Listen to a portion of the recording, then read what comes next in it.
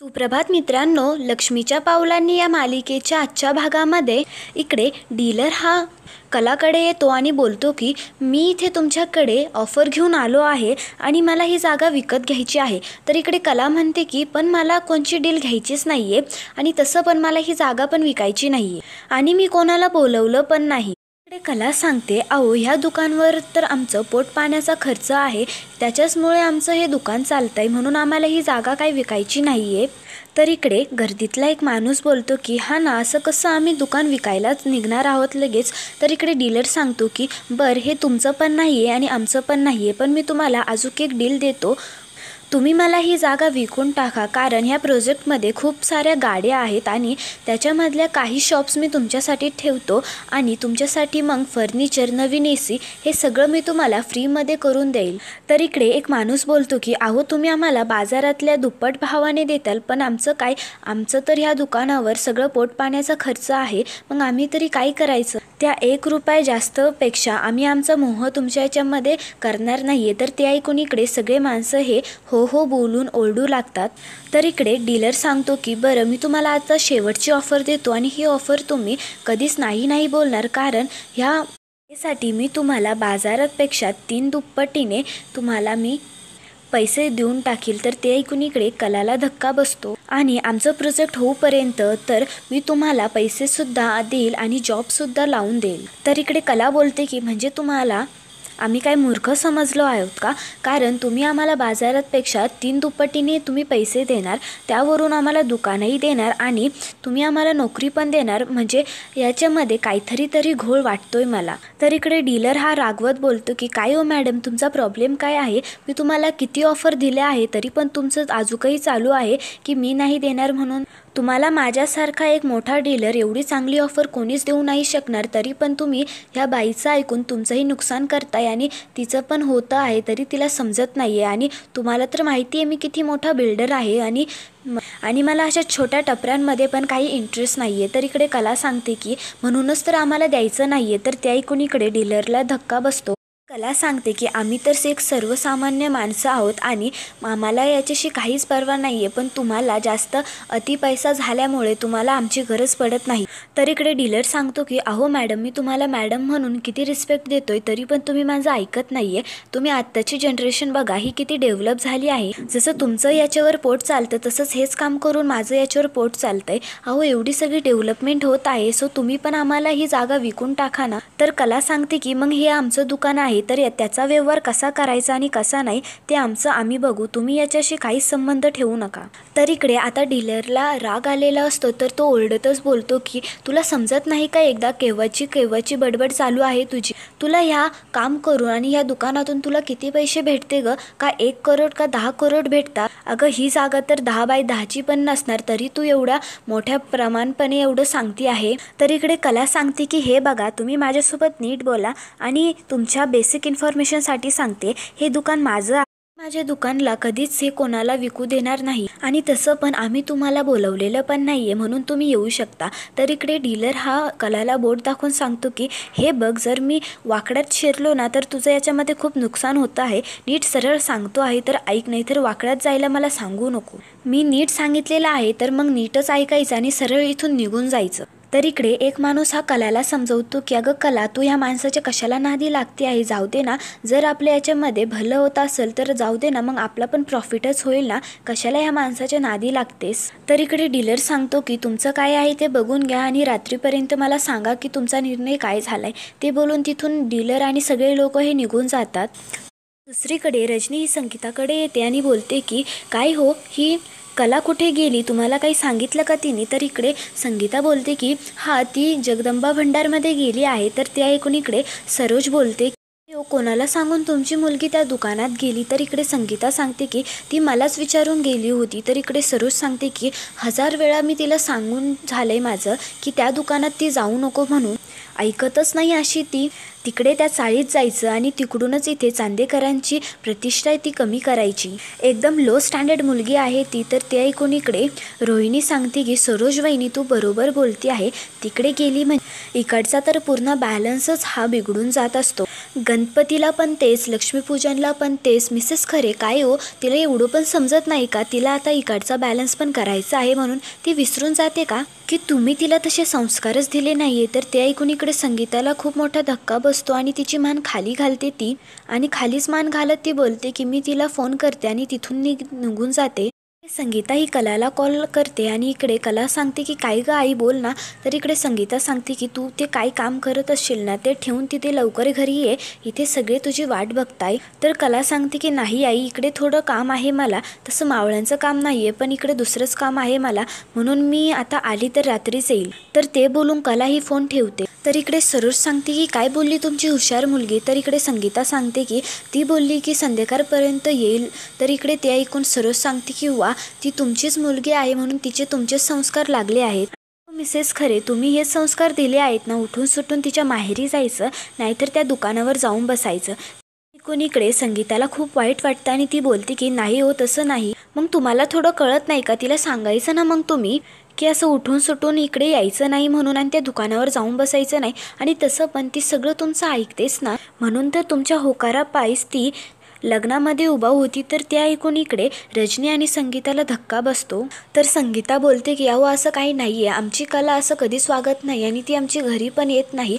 जरी ती चुकून हुकून आली तरी पण ती दरवाजा आतमध्ये येत नाही, ती तिथूनच मागे जाते. तर इकडे सरोज सांगते की आता कशी येणार ना ती तुमच्याकडे, तुम्हीच आमच्या घरात मोलकरणीसारख्या आला आहात, मग तिच्यामध्ये तर एक तुम्हाला भेटायचा कामच झालं आहे, आता तरी कशी येणार. तर इकडे संगीता सांगते की अहो तसं नाही, आता त्या तिच्या दुकानावर दिवाळी मुले ती मावळ्यांची तयारी करत आहे ना. तर ते ऐकून इकडे सरोज सांगते की हे लोक असे छोट्या छोट्या गोष्टींमध्ये का त्यांचा इंटरेस्ट दाखवता, काही माहीत नाही. तुम्हाला समजत नाही का? सण आहे तर मग सासरे आपलं चांगलं नीट बघायचं आणि त्याचीच कामी करत बसायची. तर इकडे सरोज सांगते की मी तरी कोणाला सांगते आहे, त्यालाच जर आधी अक्कल नाही तर शिकून तरी काय फायदा. तर इकडे संगीता ही सरोजच्या पुढे हात जोडते आणि बोलते की सरोज मॅडम, तुम्ही मला काही बोला पण माझ्या कलेला काही बोलू नका, कारण ती खूप शिस्तीची आहे, तिचं मन पण खूप साफ आहे हो. तर इकडे ते ऐकून सरोज सांगते की हो ना, आम्हाला पण माहिती आहे ती किती साफ आहे, म्हणून आता तुम्ही दोघी मिळूनच आमचं घर हे साफ करणार आहे.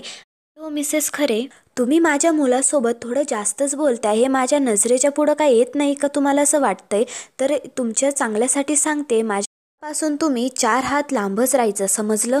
तुम्हीही आणि तुमच्या त्या 2 मुलीही. आणि लक्षात ठेवा, मला हे समजतच नाहीये की हे माझं घर आहे का काय आहे. तर ते बोलून तिथून सरोजी निघून जाते. तर इकडे संध्याकाळी काही लोक हे बोलत असतात की मला तर ही ऑफर खूप चांगली वाटते, कारण तूच बघ ना ते काय बोललेत आपल्याला की अशी ऑफर तुम्हाला भेटणारही नाही आणि बाजारभावापेक्षा तिप्पट आपल्याला ते पैसे देतात, म्हणजे ते पैसे किती होतील. तर इकडे दुसरा माणूस सांगतो की अरे हो ना, आणि तू बघ ना, आणि ह्या जागेवर का मोठे दुकान उभा राहतील, म्हणजे जर बघ डीमार्ट आणि हे झाल्यानंतर त्याचे गिराईक जर आपणच होऊ ना. तर ही कला सगळं ऐकत असते. तर इकडे दुसरी बाई हे बोलत असते की अगं तुला माहिती का, मला ही ऑफर पण खूप आवडलेली आहे आणि मी माझ्या यांच्यांना पण फोन करून सगळं सांगितलंय, तर ते पण आम्हाला हेच म्हणाले की ही डील खूप चांगली आहे आणि तुला माहिती आहे का, आम्ही त्या पेपर्सवर सही पण करणार आहे. तर त्या ऐकून इकडे कलाला खूप मोठा धक्का बसतो. तर इकडे कला ही मनातल्या मनात विचार करते की यांना मी आता सगळे कसं सांगू की ह्या दुकानावरच आपलं पोट पाणीचं खर्च आहे आणि त्याच्यावरच आपली सगळी ही जिंदगी चालू आहे, आणि मी आता जर यांना समजवायला गेले तर हे माझं ऐकणार नाही आहे, पण जर यांनी सगळी ही जागा विकली तर मी एकटी तरी काय करू. तर इकडे एक माणूस सांगतो की आता आपला निर्णय झाला पण आहे, तर मग आपण लगेच त्या डीलरला फोन करूयात ना. तर लगेच दुसरा माणूस बोलतो की हो बरोबर आहे तुझं, मी लगेच फोन करतो. तर तो माणूस डीलरला फोन करतो, बोलतो की मी वसंत बोलतोय आणि आम्हाला तुमची ही ऑफर खूप आवडलेली आहे. तर त्या डीलरला खूप आनंद होतो. तर इकडे तो कॉल ठेवतो आणि हा माणूस बोलतो की अरे आपल्याला उद्याच साईन करायला बोलवलेलं आहे. तर इकडे एक बाई बोलते की ती बाई बोलते की तू बघ, मी तर यांना सांगितलेलं आहे आणि यांनी डीलरला फोन करून पण सांगितलेलं आहे, म्हणून तू पण काही विचार करू नको आणि ही ऑफर पण एक्सेप्ट कर.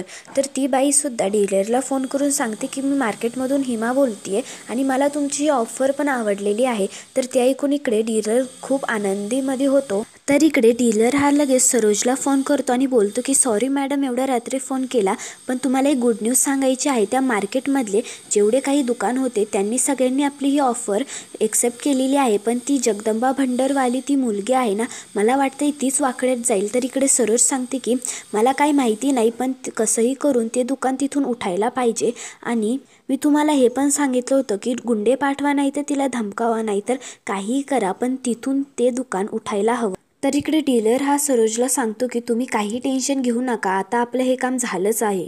तर इकडे रात्री सगळे दुकानदार हे त्यांचं सामान आतमध्ये घेत असतात. तर इकडे तो डीलर तिथे येतो आणि बोलतो की ए मुली, इकडे मला तुझ्यासोबत बोलायचं आहे. तर कला ही तिथे बाहेर येते आणि बोलते की बोला, काय काम आहे तुमचं. तर इकडे डीलर सांगतो हे ॲग्रीमेंटचे पेपर आहे आणि ह्या ॲग्रीमेंटच्या पेपरवर सगळ्या दुकानदारांनी साईन पण केली आहे, फक्त तूच राहिलेली आहे. सर तू पण साईन करून टाक. तर इकडे कला त्याला बोलते की काय हो, तुम्ही ह्या तुमच्या ॲग्रीमेंटचे पेपर दाखवून तुमच्याकडे काय प्रूफ आहे की त्या ॲग्रीमेंटच्या पेपरवर त्यांच्याच सही आहे म्हणून तुम्ही हे खोट्या साईन करून पण मला दाखवू शकता, तुमच्याकडे काही पुरावा आहे का. तर इकडे तो डीलर सांगतो की मला वाटलंच होतं की तू वाकड्यामध्ये जाणार, म्हणून तुझ्या भल्यासाठीच मी सगळ्या दुकानदारांना इथे बोलावलं आहे, या रे सगळ्यांनी. तर इकडे सगळे दुकानदार इकडे येतात. तर इकडे एक माणूस कलाला सांगतो की कला तू माझं ऐक, ह्या माणसाच्या नादी नको लागू, आम्ही सगळ्यांनी साईन पण केल्या आहे, तर तू पण कर. तर इकडे कला सांगते की नाही, ह्या पैशाच्या खातीर मी माझ्या अशा भावना कोणाला देऊ नाही शकणार. तर इकडे कला त्यांना समजावतं की अहो तुमच्या पुढे माझं बालपण सगळे इथे झालं आहे, तर तुम्हीच मला सांगा मी माझ्या भावनांसोबत कसं खेळू शकते. तर इकडे डीलर सांगतो की बरं, आता मी तुम्हाला माझा निर्णय सांगतो, ही डील मी कॅन्सल करतोय. जर आम्हाला ही जागा घ्यायची असेल तर ही आम्ही पूर्ण घेणार, नाही तर घेणारच नाही, कारण आमच्या प्रोजेक्टसाठी ही जागा प्राईम आहे. तर इकडे एक हिमा बोलते की हे बघ कला, तुझ्या ह्या हट्टापायी तू आमचं नुकसान करते आहे, तू आमच्यासाठी तरी साईन करून टाक ना, आणि ते घे पैसे जेवढे येतील तेवढे. तर इकडे वसंत बोलतो की तू माझं ऐक कला, तू करून टाक सही. तर इकडे बाई बोलते की हे बघ, तू चांदेकरांच्या घरात राहते, तू पैशातच झोपेत असते कायम, आणि तुला काय ग आमच्या या गरिबांचं चांगलं झालेलं आवडणार नाही का. तर इकडे तेवढ्या डीलर सांगतो की हे बघा, तुम्हाला जो काही निर्णय घ्यायचा आहे तो लवकरच्या लवकर घ्या, नाहीतर ही डील कॅन्सल होईल. तर इकडे सगळे हे करायला फोर्स करतात की काय ग कला, तू कर ना साईन प्लीज, आमच्यासाठी तरी करून टाक. तर इकडे कला सांगते की हे बघा, तुम्ही मला असे सगळे फोर्स करू नका, आणि काय हो तुम्ही माझ्याच दुकानावर का टपून आहेत, तुम्हाला तर ही जागा छोटी वाटते ना, 10x10ची छोटी टपरी आहे ही, मग तुमचं काही काम आहे की तुम्हाला या प्रोजेक्टसाठी माझीच छोटी टपरी हवी आहे म्हणून. तर इकडे कला ही सगळ्यांना समजावते की तुम्हीच थोडं डोकं लावा ना, हे यांचं नुकसान करून कशाला आपल्याला प्रॉफिट मिळवून देतील, याच्यामध्ये या प्रोजेक्टमध्ये पण काहीतरी घोटाळा मला हा दिसतोय. आणि तुम्ही पण मला थोडं सांगा ना की बघा, हे प्रोजेक्ट होण्यासाठी किती वर्ष लागत आहे किती नाही, आणि हे आपल्याला आपली स्वतःची जागा विकून आपण यांचे रोजगार बनायचं की. तुम्ही थोडा विचार करा ना, आपल्याला जर प्रोजेक्ट केलंच आपण आणि त्या मॉलमध्ये आपण कामासाठी पण गेलो, पण काय गॅरंटी की हे आपल्याला कामच देतील म्हणून, हे कोणत्या तरी एका कोपऱ्याला आपल्याला जागा देतील आणि तिथे तर एक पण एक गिराई येणार नाही. आणि तसं पण आपले हे रोजचे दुकान आहे, हे आपल्या रोजगारवर, आणि आपण याचे राजे आहोत, तर मग दुसऱ्यांच्या हाताखाली का काम करायचं आपण. आणि हे आपल्याला सांगते की आपल्याला ह्या आपल्या जागेमुळं हे आपल्याला त्रिपट पैसे देतात. पण तुम्हीच मला सांगा, जर ही जागा 10 लाखाची असेल तर हे काही 30 लाख देतील का, आणि ते 30 लाख पण आपल्याला काय आपली पूर्ण आयुष्यभर पुरतील का. आपल्याला आपले लहान बाळांचे शिक्षणाचा खर्च, म्हातारपणाचा खर्च, आणि आपल्याला अजून पण काही खर्च असतील, तर एवढे सगळे पैसे पुरतील का आपल्याला. तर इकडे सगळे हे कलाला सांगतात आणि ते बोलतात की अगं त्या पैशातून आपण कुठल्या तरी चांगल्या जागेवर इन्व्हेस्टमेंट करू, तू साईन तर कर. तर इकडे कला सांगते की नाही, मी सही काही करणार नाहीये. तर इकडे माणूस एक सांगतो की अहो पण तुम्ही जाऊ द्या ना, ह्या दुकानाच्या साईडला प्रोजेक्ट नाही होणार का.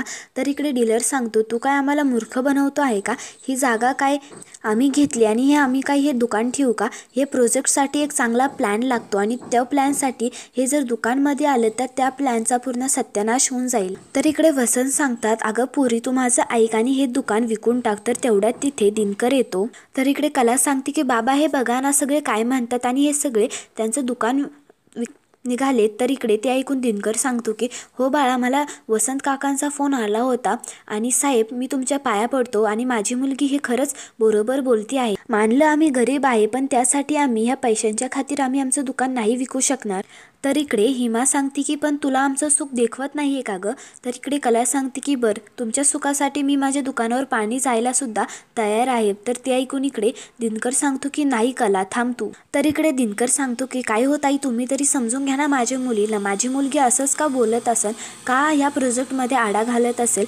तर इकडे दिनकर सांगतो की पण मला हेच समजत नाही का तुम्ही तुमचे दुकान कसे विकायला निघाले. तर इकडे कला सांगते की जरी तुम्हाला पैशांची गरज असेल तर तुम्ही माझं ऐका आणि हे दुकान विकू नका तुम्ही. तर इकडे हिमा सांगते की अगो तू प्रॅक्टिकली बघ ना. तर इकडे कला सांगते की कसं प्रॅक्टिकली बघू तुम्हाला मी हात जोडून विनंती करून सांगते तुम्ही प्लीज हे तुमचं दुकान विकू नका. तर इकडे एक बाई बोलते की काय ग तू चांदेकरांच्या घरात राहतील तुला कसली या टपरीची हवा आहे ग. तर इकडे कला सांगते की प्लीज तुम्ही माझं ऐका आणि तुम्ही हे दुकान विकू नका. तर इकडे डीलर हा त्याच्या गुंडांना इशारा करतो तर त्यांचे गुंडे हे कलाच्या मागं उभा लागतात आणि इकडे डीलर सांगतो की हे बघा तुम्ही माझ्या गिऱ्हाईकांना असे भडकावू शकणार नाही. तर इकडे कला सांगते की तुम्ही मला आधी सांगा हे कोणत्या पैशाच्या खातीर तुम्ही हे सगळं करत आहेत, मग त्याच्यानंतर आपण पुढं बोलूया. तर इकडे डीलर सांगतात की तुम्ही मला असं जाब विचारू शकत नाही. तर कला सांगते की मी तर तुम्हाला जाब विचारणारच. तर ते ऐकून इकडे डीलरला राग येतो आणि तो बोलतो की आता बघच फक्त मी काय करतो ते. आता फक्त तू आणि मी आहे,